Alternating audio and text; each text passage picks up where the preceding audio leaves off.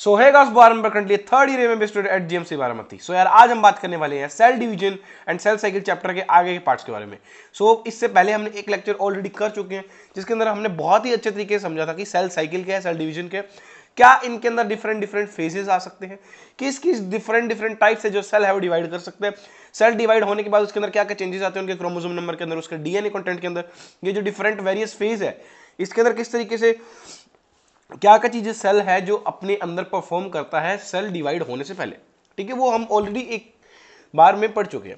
ठीक है, आज के लेक्चर में हम देखने वाले हैं डिटेल के अंदर कंप्लीट माइटोसिस के बारे में कि जो माइटोसिस की हमारी प्रोसेस है वो किस तरीके से हमारी परफॉर्म होती है।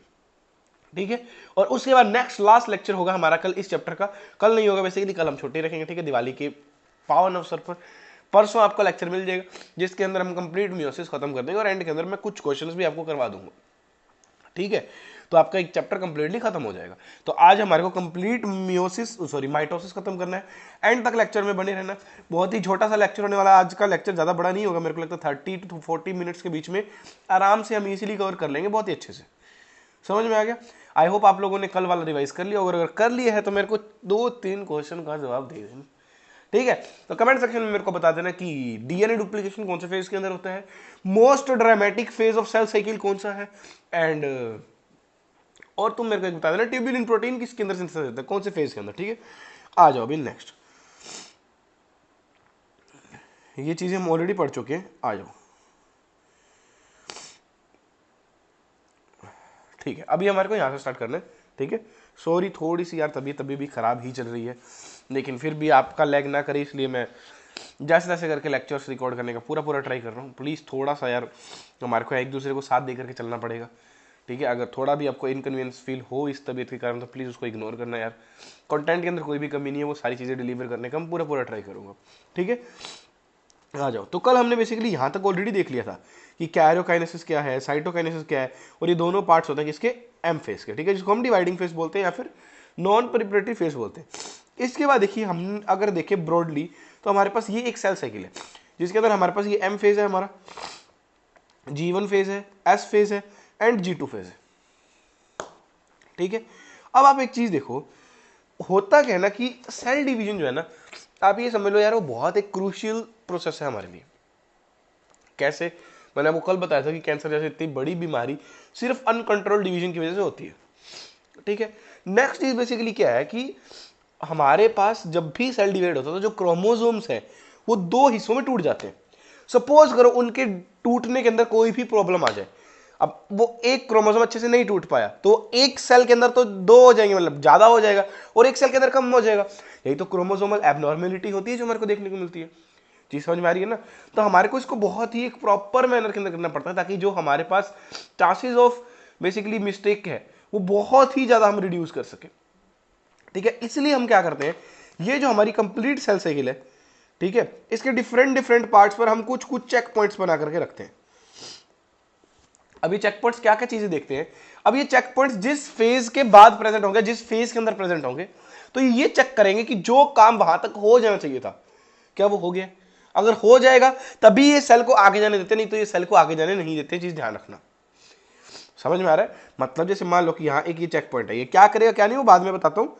बस सपोज करो अभी कि यहाँ पर एक चेक पॉइंट है जो ब्लू कलर से बना हुआ है जीवन फेज के अंदर, तो ये चेक करेगा कि ये जीवन के अंदर जितना काम हो जाना चाहिए था क्या वो हो गया, तब ये सेल को यहाँ आगे भेजेगा, फिर इतना चलेगा सेल, फिर ये चेक पॉइंट आ गया। अब ये चेक पॉइंट ये चेक करेगा कि जो काम यहाँ इतना हो जाना चाहिए था क्या वो हो गया, तभी इसको आगे एम फेज के अंदर भेजेगा। अगर नहीं हुआ होगा तो इसको वहीं स्टॉप कर देगा, कंप्लीट सेल साइकिल परफॉर्म नहीं होने देगा। चीज ध्यान रखना। चीज समझ में आ रही है? तो यहां से हम चांसेस ऑफ एक्यूरेसी बहुत ज्यादा इंक्रीज कर लेते हैं। तो हमारे पास टोटल 3 चेक पॉइंट्स होते हैं। फर्स्ट हमारे पास है मेटाफेज चेक पॉइंट, जो ये एम फेज के अंदर प्रेजेंट है, ये बेसिकली मेटाफेज के अंदर होता है। और अगर हम देखें अब ये किस चीज को चेक करता है, ये चेक करता है स्पिंडल फाइबर की अटैचमेंट को। ठीक है, नेक्स्ट है हमारे पास G1 चेक पॉइंट, जो न्यूट्रिएंट्स को, ग्रोथ फैक्टर को एंड डीएनए डैमेज को चेक करता है। मतलब जिस सेल के अंदर तुम सेल को डिवाइड करवाने वाले हो क्या उसका डीएनए कोई डैमेज तो नहीं है पहले से। अगर होगा तो मान लो उसके जो बच्चे बनेंगे, जो उसके डॉटर सेल्स बनेंगे, उसके अंदर भी डैमेज डीएनए होगा जो कल को सेल की या बॉडी की फंक्शनिंग के हैम्पर कर सकता है। इसलिए उसको वहीं से रिमूव करना ज्यादा बेटर समझते हैं, बजाय कि इसके कि उसको फर्दर आगे सेल डिवीजन के लिए कंटिन्यू किया जाए। ठीक है, तो ऐसे सेल्स को हम ज्यादातर कंटिन्यू नहीं करते। लास्ट होता है हमारे पास G2 phase, sorry G2 check point, जिसके अंदर हम चेक करते हैं डीएनए रेप्लिकेशन को, सेल साइज को, सेंट्रियोल एंड हिस्टोन प्रोटीन को। ये इतना सारा चीजें कहाँ चेक होती है? G2 चेक पॉइंट में। इसको बेसिकली बस इतना ध्यान होना चाहिए। नेक्स्ट तुम्हारे पास आता है ये, ठीक है। ये बेसिकली क्या है, मान लो ये हमारे पास एक कंप्लीट क्रोमोसोम है, किसके बाद, अब ये जो हमारे पास क्रोमोसोम है, यहाँ मैं नीचे लिख भी देता चाहे तो, ये हमारे पास जो क्रोमोसोम है, ये क्रोमोसोम है आफ्टर एस फेज, ये एस फेज के बाद का क्रोमोसोम है। क्यों मैंने ऐसे बोला? क्योंकि डीएनए कंटेंट देखो कितना लिखा हुआ है, चीज समझ में आई। और इसकी जो ये एक आर्म होगी, ये जो एक आर्म बना रखी ना, मतलब मैंने यहाँ से इतना, मतलब अगर तुम निकाल लोगे तो ये एक आर्म होगी। इस एक आर्म को हम क्या बोलते हैं, मैंने तुम्हारे को लास्ट लेक्चर चैप्टर में बताया था, क्रोमैटिड बोलते हैं। तो ये एक क्रोमैटिड किस तरीके से एक्ट करेगा, 2n and 2c एक्ट करेगा। ये पूरा क्रोमोसोम कैसा होगा, 2n 4c। ये बेसिक चीजें ध्यान रखना। अब भाई तुम मेरी एक सेकंड बात सुन लो, उसके अंदर तुम्हारा पूरा माइटोसिस खत्म हो जाएगा। इसके अलावा कुछ भी पढ़ने की तुम्हारे को रिक्वायरमेंट नहीं रहेगी। 1 मिनट के लिए इधर ध्यान रखो, ठीक है। अब देखो हमने पहले क्या पढ़ा था, याद करो, थोड़ा सा दिमाग लगाकर मेरे साथ साथ रिसाइड करना। अगेन जैसे हमने कल किया था, हमारे पास सेल साइकिल था। सेल साइकिल के अंदर हमने पढ़ा था कि सेल साइकिल को हमने ब्रॉडली 2 फेजेस में क्या किया था, डिवाइड किया था। एक हमारे पास इंटरफेज था, एक हमारे पास एम फेज था। इंटरफेज के अंदर हमारे पास फर्दर 3 डिविजन्स थे, G1 phase, S phase and G2 phase. जो हमारे क्या है, प्रिपरेटरी फेज है, नॉन डिवाइडिंग फेज है। इसके अंदर हम सेल को डिवाइड होने से पहले जो भी चीजें चाहिए वो सब रेडी करके तैयार रखते हैं, ठीक है। नेक्स्ट हमारे पास आता है एम फेज, जिसके अंदर एक्चुअल डिवीजन परफॉर्म होती है। अब एम फेज फर्दर 2 पार्ट्स में डिवाइड होते हैं, कैरियोकाइनेसिस एंड साइटोकाइनेसिस। फिर हमने देखा था कि जो कैरियोकाइनेसिस है वो भी फर्दर 4 पार्ट्स में डिवाइडेड होता है, prophase, metaphase, anaphase and telophase. Very good, ठीक है। ये चीज हमारे पास होती है। अब तुम एक चीज देखो, हम already G1 phase, S phase and G2 phase को पढ़ चुके हैं, ठीक है। तो हम अभी इंटरफेज कंप्लीट कर चुके हैं। अब हम घुसे जस्ट मेटाफेज के अंदर, एम फेज के अंदर, जिसको माइटोटिक फेज भी बोलते हैं।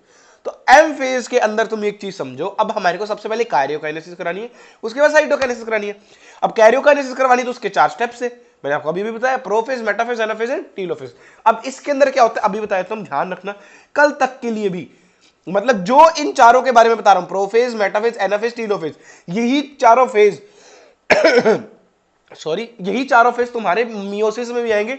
सेम ही जो बेसिक अभी तुम्हारे को फंक्शन बता रहा हूं, ये फंक्शन सेम बेसिक्स उधर भी रहेंगे। चीज समझ में आ गई? अब सुनो ध्यान से, एक सेकंड। हाँ, अब देखो, सबसे पहले हमारे पास है प्रोफेज, ठीक है। सो प्रोफेज बेसिकली फर्स्ट फेज है कैरियोकाइनेसिस का, ठीक है। अब तुम एक चीज समझो, अगर तुम्हारे को कैरियोकाइनेसिस करनी है, सेल के अंदर क्रोमोसोम्स को हाफ पार्ट्स में डिवाइड करना है, तो मेरे को अंदर से सेल साइकिल अंदर से मेरे को क्या चाहिए, जो सेल है वो खाली चाहिए होगा। ऑब्वियस ही बात है। अरे मेरे को अगर मान लो कि एक सामान को, किसी कमरे के अंदर एक सामान को बहुत ही अच्छे से जचा जचा के जोड़ना है या बंटवारा करना है, तो पहले मैं उस सामान को एक साथ खाली तो करूंगा, ठीक है। तो सिमिलरली क्या होता है, जब भी प्रोफेज होता है, तो प्रोफेज के टाइम पर सेल के अंदर जितने भी ऑर्गेनेल्स है, न्यूक्लियस है, न्यूक्लियर मेम्ब्रेन है, न्यूक्लियोलस वो सब क्या हो जाते हैं, डिसअपीयर हो जाते हैं। फर्स्ट चीज, प्रोफेज के अंदर क्या होगा, जितने भी ऑर्गेनेल्स है, ईआर है आपका, गोल्जी आपका, लाइसोसोम है आपका, वैक्यूल्स है आपका, ठीक है, फिर न्यूक्लियोलस हो गया, न्यूक्लियर मेम्ब्रेन हो गया, सब क्या हो जाता है, डिसअपीयर हो जाता है, ठीक है। सेकंड चीज क्या होगी, आप एक चीज समझो, मैंने आपको बताया था कि जो हमारे पास जीनोम होता है, जेनेटिक मटेरियल होता है, वो इस तरीके से थ्रेड लाइक पड़ा रहता है हमारे सेल के अंदर, ठीक है। बीच बीच में से हिस्टोन प्रोटीन्स होंगे इस तरीके से, लास्ट चैप्टर के अंदर हमने देखा था, ठीक है। लेकिन इसी की कंडेंस्ड फॉर्म को हम क्या बोलते हैं, वेरी गुड, क्या बोलते हैं, क्रोमोसोम बोलते हैं। अब आप खुद बताओ, अगर मेरे को किसी चीज को डिवाइड करना है तो क्या मैं उसको खुला खुला ऐसे करूंगा या उसको कंडेंस करके फिर डिवाइड करना प्रेफर समझूंगा? ऑब्वियस ही बात है, कंडेंस करके। तो यहां प्रोफेज में क्या होता है, कंडेंसेशन ऑफ क्रोमैटिन या फिर कंडेंसेशन ऑफ डीएनए या फिर कंडेंसेशन ऑफ जीनोम स्टार्ट हो जाता है। ध्यान रखना, सिर्फ स्टार्ट होता है, कंप्लीट का होता है मेटाफेज के अंदर, ठीक है। तो प्रोफेज के बारे में आपको 2 चीजें ध्यान रखनी है, condensation of genetic material start हो जाता है, एंड जितने भी ऑर्गेनेल्स हैं, न्यूक्लियोलस एंड न्यूक्लियर मेम्ब्रेन को मिलाकर के वो क्या हो जाते हैं, डिसअपीयर हो जाते हैं। याद हो गया 2 पॉइंट। अब मेटाफेज में 2 पॉइंट क्या ध्यान रखने, यहां कंडेंसेशन ऑफ क्रोमैटिन कंप्लीट हो जाता है, डन। अब आप मेरे को एक चीज बताओ, अगर कंडेंसेशन ऑफ क्रोमैटिन कंप्लीट हो गया तो क्या most condensed form of chromatin हमारे को मेटाफेज में देखने को मिलेगी? हाँ। तो जब यहां पर मेरे को अच्छे से कंडेंस्ड फॉर्म के अंदर क्रोमोसोम्स देखने को मिलते हैं, तो क्या ये बेस्ट फेज नहीं हो जाएगा सेल्स की स्टडी करने के लिए, सॉरी क्रोमोसोम की स्टडी करने के लिए? हाँ, ठीक है। तो एनसीईआरटी में एक लाइन लिखी हुई है कि जो मेटाफेज है वो बेस्ट फेज होता है क्रोमोसोम की मॉर्फोलॉजी स्टडी करने के लिए, उनकी शेप स्टडी करने के लिए। क्यों? क्योंकि यहां पर मोस्ट कंडेंस फॉर्म में हमारे को क्रोमोसोम देखने को मिलते हैं। फर्स्ट पॉइंट याद हो गया। सेकंड पॉइंट क्या है, जो भी क्रोमोसोम थे उनके साथ आकर के स्पिंडल फाइबर अटैच हो जाएगा दोनों साइड से, ठीक है। स्पिंडल फाइबर अटैच हो गया, और स्पिंडल फाइबर अटैच होने के बाद क्या होगा, जो क्रोमोसोम है वो पूरे सेल के सेंट्रल लाइन पर अरेंज हो जाएंगे, जिसको हम इक्वेटर बोलते हैं या फिर मेटाफिजिक प्लेट बोलते हैं। याद होगी इसके भी दो पॉइंट। क्या? एक तो कंडेंसेशन कंप्लीट हो गया इसलिए मॉर्फोलॉजी बेस्ट स्टडी कर सकते हैं। दूसरा क्या, सॉरी तीन मान लो, स्पिंडल फाइबर अटैच हो जाएंगे। तीसरा क्या कि जो क्रोमोसोम है वो सारे क्या हो जाएंगे, इक्वेटर लाइन पर अरेंज हो जाएंगे, जिसको हम मेटाफिजिक प्लेट भी बोलते हैं। डन। नेक्स्ट आता है हमारे पास एनाफेज। एनाफेज में क्या होगा, क्रोमोसोम है उसको दोनों तरफ पर स्पिंडल फाइबर लगे हुए हैं, स्पिंडल फाइबर एक दूसरे को अपोजिट डायरेक्शन में खींचेंगे, तो क्रोमोसोम क्या हो जाएगा, सेपरेट हो जाएगा। क्रोमोसोम क्या हो जाएगा, स्प्लिटिंग ऑफ क्रोमोसोम देखने को मिलेगी। हाँ, जो क्रोमोसोम है उसकी क्रोमैटिड्स थी जो दो, वो अलग अलग पार्ट में टूट जाएगी। उसके बीच में जो था उसको हम क्या बोलते हैं, सेंट्रोमियर बोलते हैं। सेंट्रोमियर स्प्लिटिंग देखने को मिलती है। एक चीज ध्यान रखना, सेंट्रोमियर को सेंट्रोसोम से कंफ्यूज मत करना। सेंट्रोसोम सेंट्रियोल को बोलते हैं, ठीक है। सेंट्रोमियर जो सेंटर में प्रेजेंट है क्रोमोसोम के, उसको बोलते हैं। तो सेंट्रोमियर स्प्लिटिंग देखने को मिलेगी। देन उसके बाद लास्ट होता है टीलोफेज। टीलोफेज क्या होता है, जस्ट प्रोफेज का उल्टा है। जो तुम्हारा बेसिकली स्प्लिटेड क्रोमोसोम है वो अपोजिट पोल पर पहुंच जाएंगे, वो वापस से डीकंडेंस हो जाएंगे। प्रोफेज में क्या होता है, कंडेंस हो रहा था, इधर क्या हो जाएंगे, डीकंडेंस हो जाएंगे। उधर ऑर्गेनल गायब हुए थे, इधर ऑर्गेनल वापस आ जाएंगे, खत्म, माइटोसिस। इतना ही है। आ गया मजा? अब पढ़ के देख लो, कुछ एक्स्ट्रा मिल जाए तो बता देना, ठीक है। प्रोफेज आ जाओ। Initiation of condensation of chromatin material. Done. Centriole moves towards opposite poles and reach at late prophase centriole reaches this opposite pole. मतलब सिंपल है, जो हमारे सेंट्रियोल थे, हमने बताया था दो हो गए, तो वो दोनों अपोजिट पोल पर मूव करना स्टार्ट कर देते हैं। क्यों? क्योंकि स्पिंडल फाइबर्स बनाने हैं दोनों साइड से, और लेट प्रोफेज तक वो पूरे पहुंच जाते हैं। नेक्स्ट होता है माइटोटिक अपरेटस फॉर्म होता है, जो क्या है, 2 एस्टरेज प्लस एक स्पिंडल फाइबर से मिलाकर के बनता है। फिर क्या, chromosome are seen to be composed of 2 chromatid attached at the centromere. ये हमारे को पता है, एक ऐसा कंप्लीट क्रोमोसोम देखने को मिलता है। नेक्स्ट है at the end of prophase, आ गया ER Golgi body nucleolus, nuclear membrane disappears, ठीक है। नेक्स्ट है ओके, अगेन हमारे धुरंधर टाइपिस्ट आप जानते ही हो, यहां पर ये एन एस्ट्रल एक साथ है, ठीक है। तो प्लांट्स के अंदर एन एस्ट्रल माइटोसिस होती है स्पिंडल फाइबर की एब्सेंस में, एस्ट्रोरेज की एब्सेंस में। क्यों? क्योंकि उधर सेंट्रियोल एब्सेंट होता है, इधर सेंट्रियोल ही तो इन चीजों को फॉर्म कर रहा है, उधर तो एब्सेंट है, तो ये चीज बनेगी क्या, नहीं बनेगी। सिंपल। कुछ और एक्स्ट्रा मिला बताओ तुम। तो इतने मजे से भाई, इतने प्यार से तरीके से तुम्हारे को देखो, समझ में भी नहीं आता, पता भी नहीं चलता, इतने प्यार तरीके से कॉन्सेप्ट को परोस दिया जाता है, फिर भी साला तुम सब्सक्राइब नहीं करते हो। सब्सक्राइब नहीं बोला जा रहा, ठीक है। वीडियो को शेयर नहीं करते हो, लाइक नहीं करते हो। इतने खराब तबीयत के साथ भी बंदा हमारे को पढ़ा रहा है, कोई बात नहीं, ठीक है। तो इस तरीके से देखो, हमारे पास ऐसा होता है, पहले स्टार्टिंग के अंदर क्रोमैटिन मटेरियल ऐसे सेपरेटेड होता है, और यहाँ पर हमारे पास क्या है, 2 सेंट्रियोल प्रेजेंट है जो मूव करना स्टार्ट कर चुके हैं। लेट प्रोफेज तक इस तरीके से कंडेंसेशन हो जाती है, एंड ये दोनों अपोजिट पोल पर पहुंच जाते हैं। नेक्स्ट आता है मेटाफेज। देखो, complete disintegration of nuclear envelope mask the start of metaphase. मतलब जो न्यूक्लियर मेम्ब्रेन है वो यहाँ पर आते आते कंप्लीटली रिमूव हो जाती है, और वो उससे हमारे को समझ में आ जाता है कि मेटाफेज स्टार्ट हो गया। कंडेंसेशन ऑफ हीरा, कंडेंसेशन ऑफ क्रोमोसोम, डन। उसके बाद इसको कर लो मार्क, ठीक है। यहां पर क्या होता है तुम्हारा, लिख दिया मैंने 2026। अब मेरा लिखा हुआ 2026 तुम्हारे को पता है कितना इंपॉर्टेंट है, ठीक है। आ जाओ। Best stage phase two study the morphology of chromosome, मैंने बता दिया था, क्योंकि यहाँ पर मोस्ट कंडेंस फॉर्म में होते हैं। अब तुम्हारे दिमाग में क्वेश्चन आएगा कि भैया क्या एनाफेज के अंदर मोस्ट कंडेंस नहीं होंगे, वो फेज भी तो इसके बाद ही है। अरे ऑब्वियस ही बात है ना, एनाफेज भी तो मेटाफेज के बाद ही यार, तो क्या वहां मोस्ट कंडेंस नहीं देखने को मिलेंगे, बट वहां स्प्लिटिंग हो गई है ना, तो क्या एक्चुअल शेप या एक्चुअल मॉर्फोलॉजी तुम्हारे को दिख पाएगी, समझ में है। आ जाओ next, spindle fibre attach to the kinetochore. बता, अब काइनेटोकोर क्या है सालों, नहीं पता हुआ ना, मुंह तोड़ दूंगा तुम लोगों का, ठीक है। मेरे को कमेंट सेक्शन में लिख भेजना व्हाट इज काइनेटोकोर, मजा आ जाएगा। नेक्स्ट क्या है, chromosome are moved to the spindle equator and aligned along the metaphysic plane, जिसको हम क्या बोलते हैं, इक्वेटर, बताया था, ये भी इंपॉर्टेंट है, ठीक है। नेक्स्ट है, it is best phase for study of repeat, line लिखी हुई है, plane of alignment of chromosome is referred as metaphysic plate. इतना ही था। ये देखो इस तरीके से कुछ होता है हमारे पास, ये अर्ली मेटाफेज है जहाँ जस्ट ये अटैचमेंट हुई है, ठीक है। ये एस्ट्रल रेज है और ये स्पिंडल फाइबर है जो जुड़ चुके हैं। फिर ये यहाँ पर इक्वेटर पर अरेंज हो जाते हैं लेट मेटाफेज आते आते, ठीक है। नेक्स्ट आओ एनाफेज में। एनाफेज में क्या है, splitting of centromere takes place, बताया था, जो सेंट्रोमियर है बीच वाला वो टूट जाएगा। सिस्टर क्रोमैटिड्स गेट सेपरेट, ये भी बताया था। सिस्टर क्रोमैटिड्स पता है ना, लास्ट चैप्टर में मैंने बताई हुई है। सिस्टर क्रोमैटिड्स क्या होता है, मान लो अपने पास ये एक क्रोमोसोम है, ठीक है। अब इस क्रोमोसोम के अंदर ये एक क्रोमैटिड होगा और ये दूसरा क्रोमैटिड होगा। इन दोनों क्रोमैटिड्स को हम साथ में क्या बोलते हैं, मतलब ये क्रोमैटिड भी और ये क्रोमैटिड भी, इन दोनों क्रोमैटिड को हम आपस में क्या बोलते हैं, सिस्टर, ओ सॉरी, हाँ, सिस्टर क्रोमैटिड्स। समझ में, ठीक है। तो ये दोनों क्या हो जाती हैं, सेपरेट हो जाती है। क्या हो गया, ये रहा, sister chromatids gets separate. In this phase number of chromosome becomes double. अब ये कैसे होगा आगे बताता हूं। As each chromosome moves toward opposite pole, their centromere is leading edge with the arms of the chromosome trailing behind, ठीक है। उसके बाद कॉन्ग्रेशन हम किसको बोलते हैं, मूवमेंट ऑफ क्रोमोसोम की मूवमेंट को बोलते हैं कॉन्ग्रेशन। और यहां पर इसको मार्क मैं कर देता हूं, और इसका मतलब क्या मैं बताता हूं तुम्हारे को।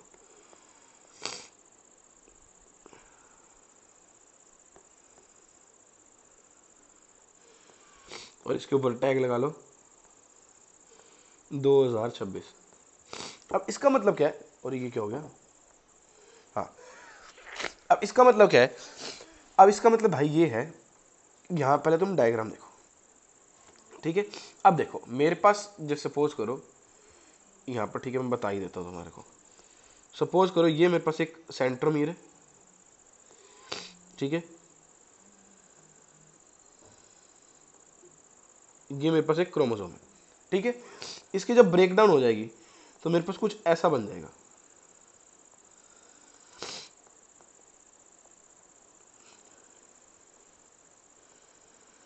बन जाएगा। इतनी चीज समझ में आई। अब ये दोनों आपस में क्या, सिस्टर क्रोमैटिड्स है, ये दोनों आपस में क्या है, क्रोमोसोम है। अब तुम एक चीज देखो, अगर मैं ये जो तुम्हारे को ये दिख रहा है, ये पार्ट इसका सेंटर वाला, अगर मैं इसको पकड़ के एकदम से खींचूंगा, इमेजिन करो दिमाग के अंदर, अगर मैं इसको पकड़ के एकदम से खींचूंगा तो क्या इसकी जो दोनों ये वाली आर्म्स है, क्या ये पीछे लहराती हुई नहीं आएंगी, क्या ये कुछ ऐसी शेप नहीं बना लेगा क्या, कि मान लो ये ऐसे सेंटर पे आ जाएगा और ये दोनों इस तरीके से पीछे ऐसे हो जाएंगी, आई शेप नहीं बन जाएगी क्या, बन जाएगी ना। इसी चीज को इसने, एनसीईआरटी ने इस तरीके से लिखा है कि जो तुम्हारा सेंट्रोमीर है, जब क्रोमोसोम तुम्हारे अपोजिट पोल पर मूव कर रहे होंगे, ठीक है, अब स्पिंडल फाइबर यहां जुड़ा हुआ है, इसको पकड़ करके खींचेगा तो ये अगेन ऐसी शेप में बना लेगा। तो ये क्या आ जाता है, ये लीडिंग एज पे आ जाता है, मतलब लीडिंग जो मेन पॉइंट होगा जहां से ये चीजों को लीड कर रहा है उस एज पे आ जाएगा।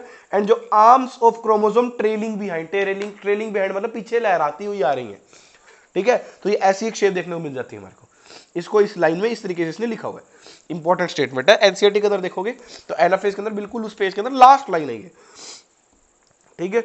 उसके बाद ये देख लेना, एनसीईआरटी में नहीं है बट ध्यान रखना, कांग्रेशन हम किसको बोलते हैं, मूवमेंट ऑफ क्रोमोसोम को बोलते हैं, ठीक है। आओ नेक्स्ट, ठीक है। उसके बाद देखो क्या एनाफेज के अंदर भी बताया था कि स्प्लिटिंग ऑफ क्रोमोसोम होगी।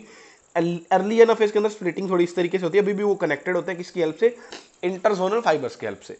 और उसके बाद लेट एनाफेज के अंदर इस तरीके से कंप्लीटली सेपरेशन हो जाता है। देखो तुम्हारे को दिख रहा होगा यहाँ पे, अगर यहाँ में बनाओ तो ये देखो ये सेंट्रोमीर है तुम्हारे, और उसके पीछे देखो किस तरीके से जो आर्म्स है वो कैसे पीछे लहराती हुई आ रही है, ठीक है। इस लाइन को उसने इस तरीके से तार है। अब तुम देखो ये मेटाफेज है मेरे पास, यहाँ क्रोमोसोम का नंबर कितना है, 3 है, अरे है या नहीं, और यहाँ क्रोमोसोम का नंबर कितना है, 6 हो जाएगा। हर क्रोमैटिड एक डिफरेंट क्रोमोसोम की तरह एक्ट करेगी, चीज ध्यान रखना। इसलिए यहां पर ये लाइन लिखी गई है कि in this phase number of chromosome becomes double. समझ में आया। लास्ट है हमारे पास टीलोफेज, रिवर्स ऑफ प्रोफेज है, chromosome that have reached their respective poles decondense and lose their individuality, ठीक है। इंडिविजुअलिटी को लूज कर देते हैं, क्यों, क्योंकि देखो जब वो यहां पर थे इस तरीके से, तुम देखो जब कंडेंस फॉर्म में थे तब उनकी एक शेप थी, जब कंडेंस फॉर्म में थे तब उनका एक साइज था, तब उनकी तुम मॉर्फोलॉजी स्टडी कर सकते हो। लेकिन जब वापस से वो डीकंडेंस हो गए तो क्या उनकी कोई अपनी खुद की इंडिविजुअलिटी रहेगी, क्या उनकी अपनी कोई खुद की शेप रहेगी, नहीं रहेगी। तो उस चीज को ही बता रहा है बस कि डीकंडेंस होकर के अपनी इंडिविजुअलिटी लूज कर देते हैं। न्यूक्लियर एनवेलप रीअपीयर हो जाता है and assemble around the chromosome cluster, nucleolus ER Golgi body reappear हो जाते हैं। ये हमारे पास एक तरह का क्या है, टेलोफेज है। चीज समझ में आई। इतने प्यारे तरीके से आपको कोई भी नहीं बताएगा जरा, इसी के लिए प्लीज एक सब्सक्राइब शेयर कर दिया करो यार। थोड़ी अपने भैया की भी हेल्प करो, ठीक है। आ जाओ नेक्स्ट। अब हमारे पास कैरियोकाइनेसिस यहाँ पर खत्म हो जाती है। नेक्स्ट हमारे पास आता है साइटोकाइनेसिस। साइटोकाइनेसिस क्या था? डिवीजन ऑफ साइटोप्लाज्म था, बताया था मैंने। अब ये दो तरीके से हो सकता है, एनिमल्स के अंदर अलग होता है, प्लांट्स के अंदर अलग होता है। अब देखें किस तरीके से होता है। एनिमल्स के अंदर जिस तरीके से होता है उस मेथड को हम बोलते हैं cell furrow method, and plants के अंदर जिस तरीके से होता है उसको हम बोलते हैं सेल प्लेट मेथड। अब देखो होता क्या है कि मान लो ये एक एनिमल सेल है, ठीक है। अब देखो, अब हमारे पास ये टीलोफेज देखो, टीलोफेज के अंदर देखो यहाँ एक इस तरीके से ग्रूव क्रिएट हो गया क्या? अरे हाँ या ना, ठीक है। अब धीरे धीरे क्या होता है, ये जो ग्रूव है ये धीरे धीरे क्या होता है इस तरीके से अंदर की तरफ मूव करता रहता है, इस तरीके से दोनों तरफ से, और एक पॉइंट पे आकर के मिल जाएगा, और फिर ये सेल इस तरीके से अलग टूट जाएगी और ये सेल अलग टूट जाएगी। यही इसको हम क्या बोलते हैं? सेल फरो मेथड बोलते हैं। मतलब यहाँ पर एक ये फरो बना, देखो धीरे धीरे अंदर मूव करता जाएगा दोनों तरफ से, और फिर क्या हो जाएगा, ये दो सेल्स में टूट जाएगी, ठीक है। अब देखो इसको हम क्या बोलते हैं? फरो बोलते हैं। और यहाँ पर ना चाहते हुए भी एक इस तरीके से रिंग बन जाती है, इस रिंग को हम क्या बोलते हैं? कॉन्ट्रैक्टाइल रिंग बोलते हैं, ध्यान रखना। नेक्स्ट इंपॉर्टेंट चीज क्या है, यहां पर देखो मैंने अभी आपको बताया कि बाहर से अंदर की तरफ हमारा मूव करेगा, ठीक है। तो इस तरीके की मूवमेंट को हम क्या बोलते हैं? इस तरीके की मूवमेंट को हम बोलते हैं सेंट्रीपिटल मैनर, ठीक है। अब आओ तुम्हारा प्लांट्स के अंदर। प्लांट्स के अंदर होता है सेल प्लेट मेथड, ये सेंट्रीफ्यूगल मैनर के अंदर होता है। ये कैसे होता है? अंदर से बाहर, वो बाहर से अंदर की तरफ मूव कर रहा है, ये अंदर से बाहर की तरफ मूव करता है। यहाँ क्या होता है, कुछ सेल्स फॉर्म होते हैं जिनका नाम होता है फ्रेगमोप्लास्ट सेल। ये फ्रेगमोप्लास्ट सेल बाहर की तरफ मूव करके उसको कंप्लीट बना देते हैं इस तरीके से, ये दिख रहा होगा तुम्हारे को। और इसके बीच में ही बाद में सेल वॉल फॉर्मेशन हो जाते हैं, मिडल एमएल वगैरह बन जाते हैं, और जो सेल है वो दो में डिवाइड हो जाएगा। इनको फ्रेगमोप्लास्ट सेल बोलते हैं। फ्रेगमोप्लास्ट सेल के बारे में ये एक इंपॉर्टेंट लाइन है, इसको ध्यान रखना। ये मैंने तुम्हारे को सेल चैप्टर में लिखवाया भी था, ठीक है। क्या है? फ्रेगमोप्लास्ट सेल्स आर प्रिकर्सर ऑफ, तुम गोल्जी के फंक्शंस देखो जाकर के सेल वाले चैप्टर में, वहां पर मैंने लिखवाया हुआ है कि ये सेल प्लेट की फॉर्मेशन में भी हेल्प करते हैं, ठीक है। नेक्स्ट देखो, Golgi and E R senior phragmoplast, again ये भी इंपॉर्टेंट है, हालांकि ऊपर जैसे इंपॉर्टेंट है। नेक्स्ट क्या है? In some organism karyokinesis is not followed by cytokinesis as result of which multinucleated condition arises leading to formation of syncytium liquid endo, ये एग्जांपल है। और ये जो तुम्हारे पास है ये भी इंपॉर्टेंट है,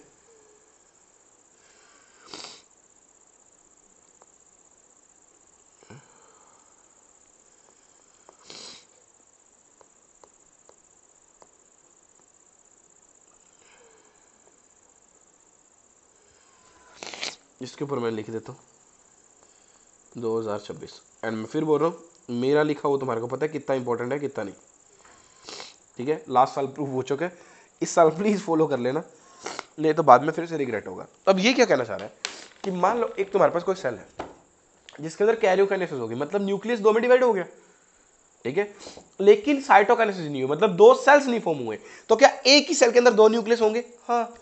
फिर मान लो फिर से उसी के अंदर काइनेसिस हो जाए, कैरियोकाइनेसिस, तो दो से चार न्यूक्लियस हो जाएंगे, लेकिन सेल कितना रहेगा? एक रहेगा। तो इसको हम क्या बोलते हैं? इसको मल्टी न्यूक्लिएटेड कंडीशंस बोलते हैं।